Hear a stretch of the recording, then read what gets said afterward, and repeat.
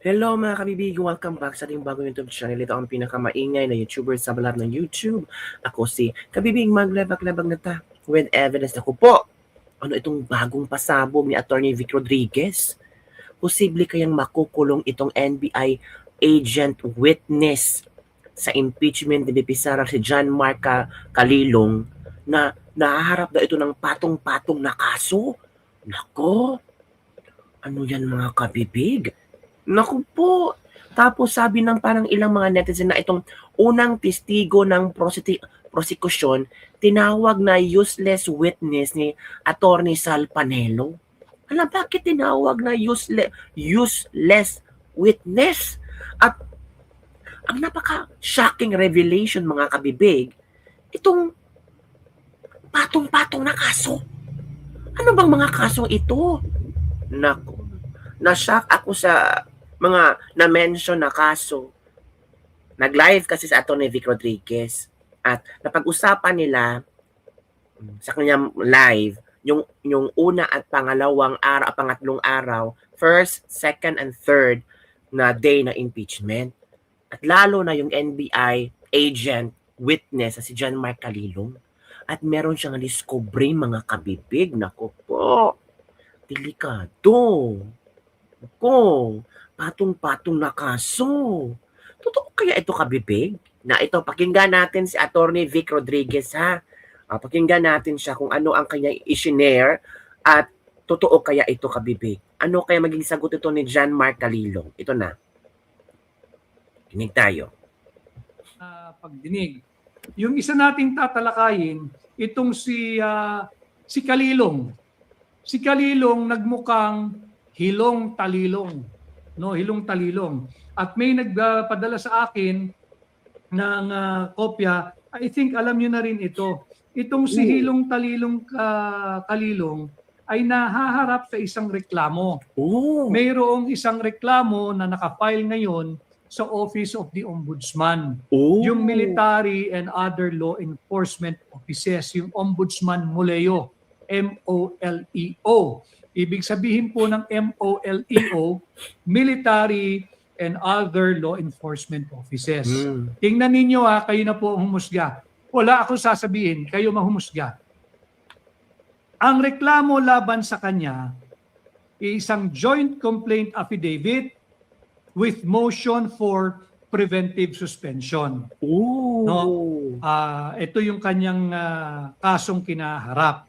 Criminal case. Ang criminal case na kinaharap ni Hilong Talilong ay violation of Articles 124. Ano ba yung Article 124 ng Revised Penal Code?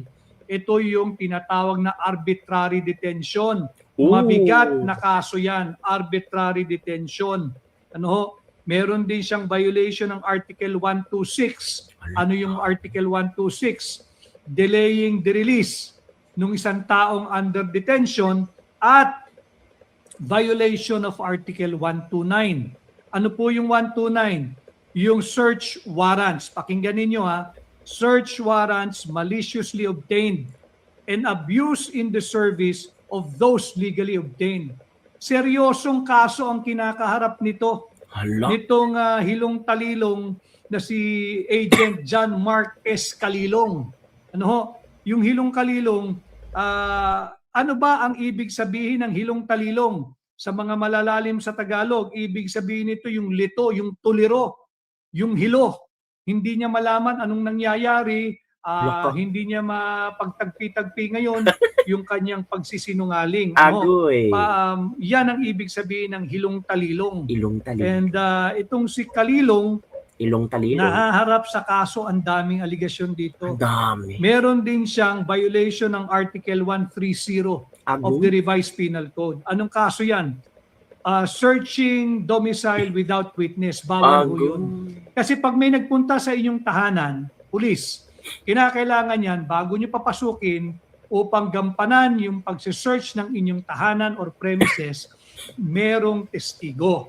Kinakailangan yung barangay captain, yung barangay kagawad, kung pwedeng may pari dyan sa tabi ng bahay nyo, may simbahan, pakiusapan yung pari. Kinakailangan mayroong testigo bukod doon sa magpapatupad ng search warrant. Bakit? upang maiwasan yung pag-aabuso, upang maiwasan yung paglabag doon sa linalaman ng search warrant, sapagkat yung search warrant, malinaw doon, tukoy dapat doon. Ano lang bahagi ng inyong pamamahay ang dapat nilang halugugin? Ano lang ang kanilang hahanapin o hinahanap? Hindi pwedeng open search warrant yan. Malinaw dapat sa search warrant, tukoy dapat yung lugar sa inyong opisina, sa inyong warehouse, sa inyong pamamahay, kung saan man kayo, kung ano lang ang kanilang hahalugugin at ano ba ang kanilang hahanapin. Kaya importante na may testigo dyan. So itong si Agent John Mark S. Calilong, yung nagpanggap na expert, ay nahaharap sa patong-patong na kaso, Patong-patong. pati Article Ang 171, dami. falsification by public officer, employee, or notary, or ecclesiastic minister. Violation of Article 183, Agoy. perjury. Binasa. Ito mabigat. Perjury. Violation of Article 294, Paragraph 5, robbery, extortion, Hala. no?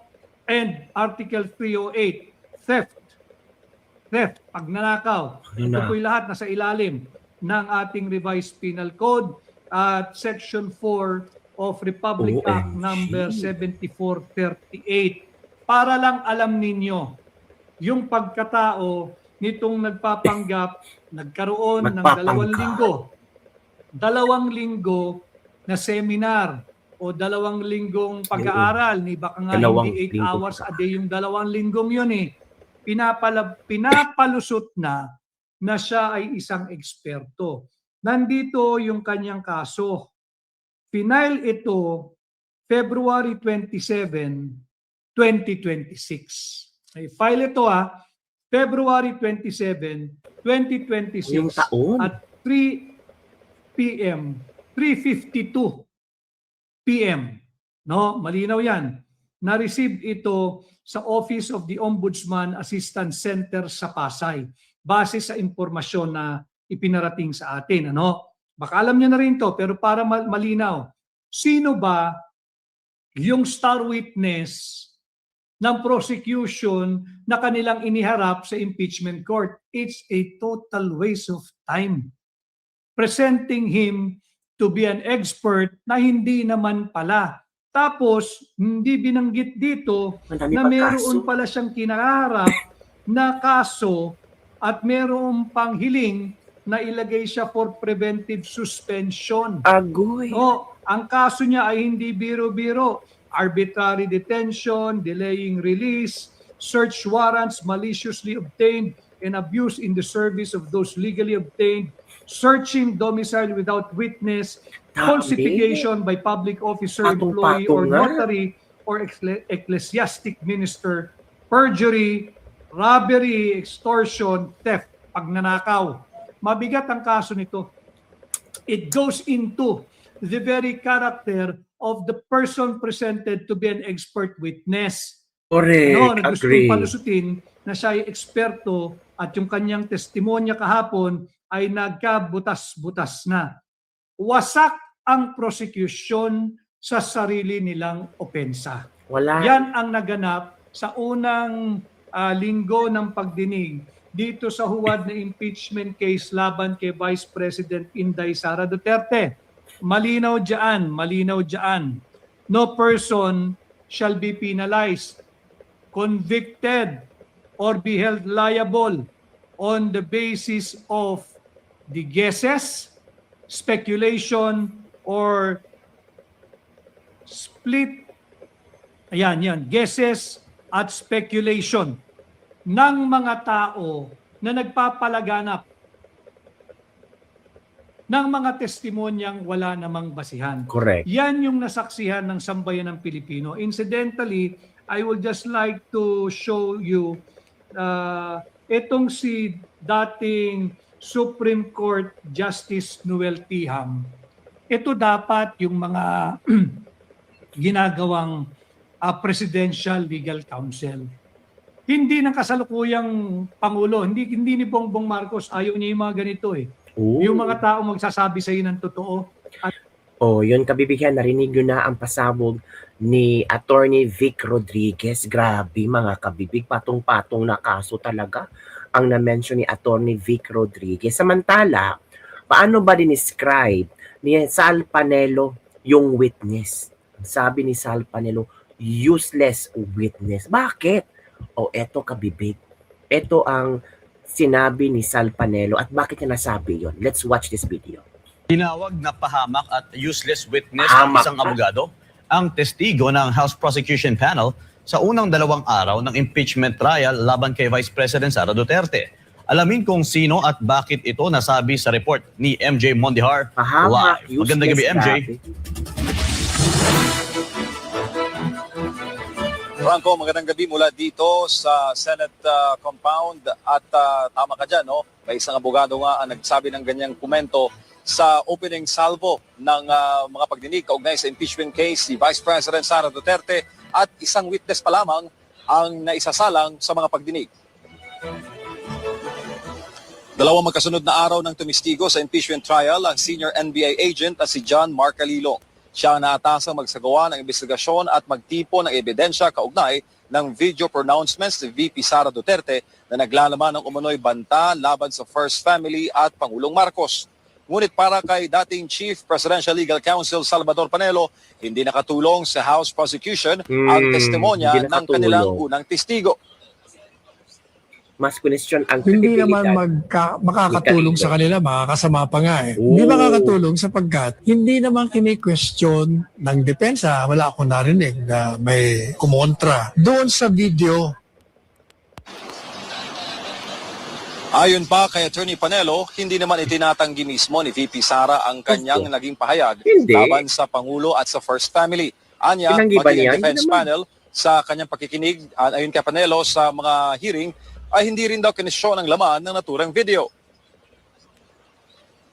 kasi ang pinag-uusapan ng presentasyon ng testigo, sinasabi nila na itong taong ito Expert. magbabalidate, mag-authenticate na merong video at nandun si Inday Sara at nagsalita ng mga ganito at ganyan. Teka muna, bakit? Sino ba nagki-question na hindi, Tama, hindi wala niya naman sinabi yun? question, Sino diba? ba nagki-question na hindi nangyari yun? Wala. Wala. Tama. Dahil dito, tinawag ni Panelo na useless witness itong si Calilong. Anya, maaari pa umunong makasama sa kaso ng prosekusyon ang mga testimonya nito. Madalit sabi, it's a useless witness. At pag prinisinta mo pa yan, baka meron pang sabihin niya na makakasira pa sa inyo. Ang gano'n na nga nangyari. Medyo merong area doon na tungkol sa investigasyon. Sa cross-examination ng defense panel, inusisa si Calilong kung inimbestigahan ba talaga niya ang buong konteksto ng video statement ni VP Sara. Kabilang dito ang mga pangyayaring naganap bago nabanggit ng Vice Presidente ang naturang pahayag. Narito ang bahagi ng cross-examination. Witness is not responsive. The question was, what happened prior to this video, this particular clip of the video, Hindi niya alam. if you know, given that you investigated the incident, as you said?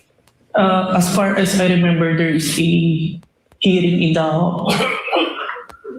House of Representatives. Kasi What committee, sir?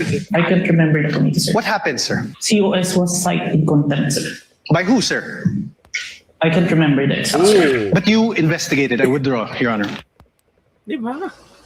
Kung nag-investigate ka, Samantala, alam mo. nanitigan naman si Attorney Panelo na mahina ang lahat ng articles of impeachment laban kay VP Sara. Correct. Anya, patunay raw dito na Article 4 o ang grave threat laban sa Pangulo ang unang tinalakay ng prosekusyon ngayong linggo. mahina Para kay Panelo, talaga. tila naghahanap pa ng karagdagang ebidensya ang mga Agoy. testigo ang prosekusyon para sa Articles 1, 2, and 3 ng impeachment complaint. It's not a threat kasi conditional na, hypothetical pa. At si Chief Presidential Legal Counsel, the late Juan Ponce Enrile, pareho ng opinion namin. Nagbigay na siya ng opinion dyan. It's not a grave threat. It's not a threat kasi conditional nga eh. So madalit sabi, bakit pinagpipilitan nyo? Kasi nga, sinisiraan nila si Inday Correct. Sara. Franco, ang Article 1 ay yung misuse of confidential funds. So, yun kabibig, ang in-explain ni Sal Panelo ang kayang kikita na it's just useless. yung ginawang impeachment na ito, tapos yung mga grounds for impeachment. Para masabi lang talaga at may masabi si BBM na you're doing job, great job, Congress, mga senador, salamat, ginawa niyo talaga. Talagang i-impeach si BP Sara. Ito nga, ito ha, ang nangyari sa impeachment, nung unang araw, tulo laway, pangalawang araw, tulo sipon, pangatlong araw, nalaman natin hindi expert. Ito. Naaawa lang po ako sa ating prosecution panel kasi either naglalaway, sila ay sinisiko na lamang. Habang sila, alam nyo, that is a sign of lying. No? Kaya psychologically, scientifically, alam nyo, ang isang tao na nagsisinungaling ay merong extra result sa kanyang body body expressions. At yung paglalaway po at ang pagsisipon ay isa po ito sa mga kadahilanan that you are under pressure. So alam po na masyado silang pressured. Alam niyo mga prosecution panel, para hindi na po kayo magkaroon yung iba nga, kahit matanda na, kayo sa kakakusa sa ating Vice President Sara Duterte dahil sigurado po ako na siya ay mapapawalang sala dahil wala po talaga siyang kasalanan. Kung meron nung kayong nais usigin nyo yung source nung 125 million confidential fund.